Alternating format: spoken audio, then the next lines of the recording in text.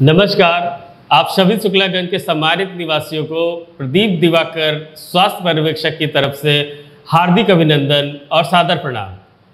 पूर्व में एक वीडियो द्वारा मैंने नगर पालिका परिषद गंगा घाट के अध्यक्ष पद के प्रत्याशी के रूप में आपके सामने अपनी दावेदारी प्रस्तुत करी। आप सबके सकारात्मक रुझान से मेरा मनोबल बढ़ा। नगर पालिका के अध्यक्ष पद का चुनाव क्यों किसी का करना चाहिए, यह भी एक विचारणीय प्रश्न है। मैं नहीं चाहता कि मेरे कहने से ही आप मुझे नगर पालिका के अध्यक्ष पद के लिए चुने। एक बार जाने कि मेरा बैकग्राउंड क्या है, मैंने क्या काम किए हैं अब तक। कोरोना में तो आप सब ने देखा है मुझे सेवा करते हुए, कैसे मैं घर छोड़कर बाहर सेवा करता रहा, होटल में 1.5 महीने रुका। ये सब से आप लोग भली भांति परिचित हैं। मैं अपनी शैक्षणिक योग्यता भी आपसे साझा करना चाहता हूं कि मैं परास्नातक हूं माइक्रोबायोलॉजी से।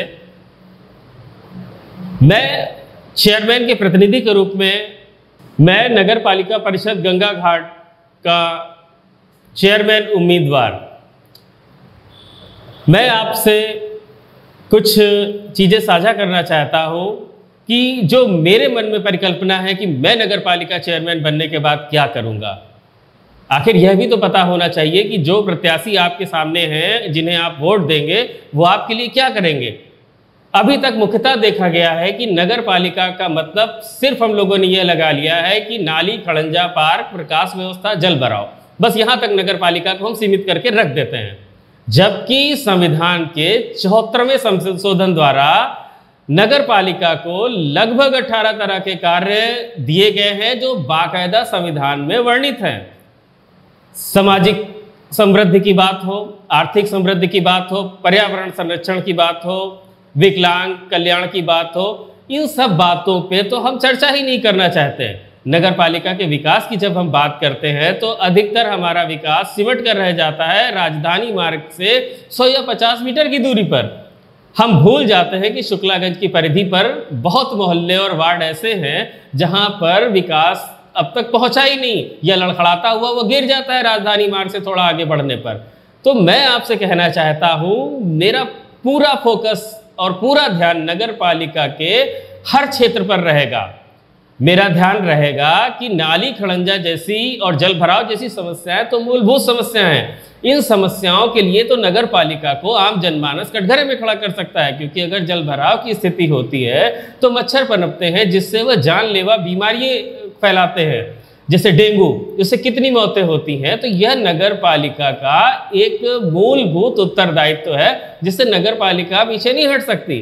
लेकिन प्रदीप दिवाकर आपसे बात करना चाहता है नगर की पूर्ण समृद्धि की, गृहिणियों की, विद्यार्थियों की, निर्बल आय वर्ग के व्यक्तियों की, पत्रकारों की, और विशेष तौर पर उन व्यक्तियों की जो नगर पालिका प्रशासन या नगर के सुधार के लिए सवाल उठाते हैं और सुधार के लिए अपने मुद्दे रखते हैं कि ऐसे सुधार हो सकता है। तो ऐसे जनों का मैं ध्यान रखना चाहता हूं, उनका सम्मान करना चाहता हूं। कैसे करूंगा मैं ये? इसके लिए मेरे पास मैंने एक परिकल्पना कर रखी है। यदि आप मुझे नगर पालिका का चेयरमैन बनाते हैं तो मैं कोशिश करूंगा कि मैं पूर्व में जैसे चिकित्सा के क्षेत्र में कार्य कर चुका हूं और आपने मेरा उत्कृष्ट कार्य देखा है, तो मैं नगर पालिका में रहकर भी स्वास्थ्य विभाग से बेहतर समन्वय स्थापित कर आपके लिए काम कर सकूं। अब जब बात होती है आर्थिक समृद्धि की, कि भाई नगर पालिका और चेयरमैन, आर्थिक समृद्धि नया शब्द होगा आपके लिए, क्षमा चाहता हूं यह कहने में, लेकिन पालिका के प्रशासन के लिए अभी तक जो मैं देख रहा हूं वो नया शब्द होगा ये आर्थिक समृद्धि। भाई नाली, खड़ंजे से जब आगे बढ़ेंगे तभी तो आर्थिक समृद्धि की बात करेंगे। आर्थिक समृद्धि का मतलब है कि शुक्लागंज का निर्बल आय वर्ग जो अधिकतर काम करता है कानपुर के कपड़ा बाजार में, कुछ छोटी मोटी दुकानों में, कारखानों में, 7-8 हज़ार या 10 हज़ार के अंदर की आमदनी, महिलाएं उनके घर के काम करने के बाद जब खाली समय बचता है तो नगर पालिका प्रशासन सभासदों के सहयोग से स्वयं सहायता समूहों का निर्माण करेगा। और यह स्वयं सहायता समूह 10 से 50 महिलाओं के होंगे और यह महिलाएं गृह उद्योग जैसी चीज़ें चलाएंगी जो उत्पादन करेंगी, और वह उत्पादन बाज़ारों में जाएगा, एक चैनल के माध्यम से, जिससे इन महिलाओं की आय होगी, और महिलाओं की आय का मतलब घर की आर्थिक समृद्धि होगी। तो किया ना हमने आर्थिक समृद्धि के लिए कार्य। यह आपका प्रदीप दिवाकर सोचता है आर्थिक समृद्धि करने के लिए कि महिलाओं को भी वह जोड़े घर की आमदनी के कामों में। अब जब मैं सामाजिक समृद्धि की बात करता हूँ तो सामाजिक समृद्धि में सबसे पहली बात जो उभर कर सामने आती है कि कोई भी हमारे नगर में भूखा न सोए। ऐसी बहुत सारे काम लोग कर रहे हैं।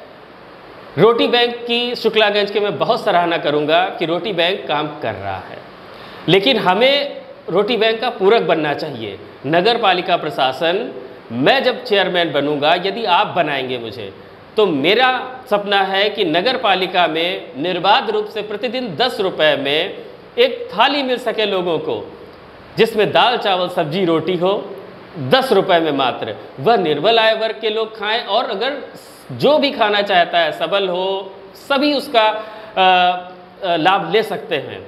कहीं से किसी के लिए इसमें रोक नहीं होगी। अब मैं बात करता हूँ शुक्लागंज के सम्मानित पत्रकारों की। शुक्लागंज के सम्मानित पत्रकार जो हमारे हैं बहुत ही सरल हैं, किसी का नाम ना लूँगा। बहुत ही एक भी ढूंढने से ऐसा नहीं मिलेगा जो आज तक सहयोग ना करता हो लोगों का। मेरा भी सहयोग सभी ने किया। तो शुक्लागंज में एक प्रेस क्लब बनना चाहिए। 7 से 8 लाख की जनसंख्या है, बहुत सारे पत्रकार हैं। तो नगर पालिका प्रशासन शुक्लागंज की नगर पालिका परिसर में एक प्रेस क्लब का निर्माण कराएगा, कैंटीन सहित। यह सामाजिक कार्य है। दूसरा जो मैं आपको बता रहा हूँ, अधिकांश प्रतियोगी जो प्रतियोगी परीक्षाओं की तैयारी करते हैं, उन्हें कई बार पुस्तकों का अभाव आता है। तो एक पुस्तकालय का निर्माण भी होगा नगर पालिका द्वारा, जिसमें 5-5 सेटों में सभी किताबें होंगी, और एक कंप्यूटर ऑपरेटर सहित वहाँ होगा कि जो बच्चे बाहर पैसे देके फॉर्म नहीं भर सकते ऑनलाइन, वो बच्चे वहाँ फॉर्म भरवाएं। तो आपका अपना प्रदीप दिवाकर इतनी सारी चीज़ें आपके साथ बता रहा है कि वो ये करेगा, और वह स्पष्ट रूप से यह करेगा। शुक्लागंज में क्या एक बारात साला नहीं होनी चाहिए कि जो लोग गेस्ट हाउस में नहीं जा सकते हैं, पैसे नहीं खर्च कर सकते हैं, वह निःशुल्क उस बारात साला का उपयोग कर सकें। मैं प्रदीप दिवाकर आपके समक्ष अपनी इन सब बातों को लेकर आपसे अपील करता हूं कि मैं कोई राजनीतिक व्यक्ति नहीं हूं। मैंने आप तक 22 सालों तक स्वास्थ्य विभाग में सेवाएं दी हैं, तो ना मैं किसी राजनीतिक पार्टी से जुड़ा रहा। तो यह तो पूर्ण रूप से सत्य है कि मुझे किसी राजनीतिक पार्टी द्वारा टिकट नहीं मिलेगा। उनकी बड़ी दयालुता होगी अगर कोई दे दे। मैं एक निर्दलीय प्रत्याशी के रूप में आप सबके बीच आऊँगा।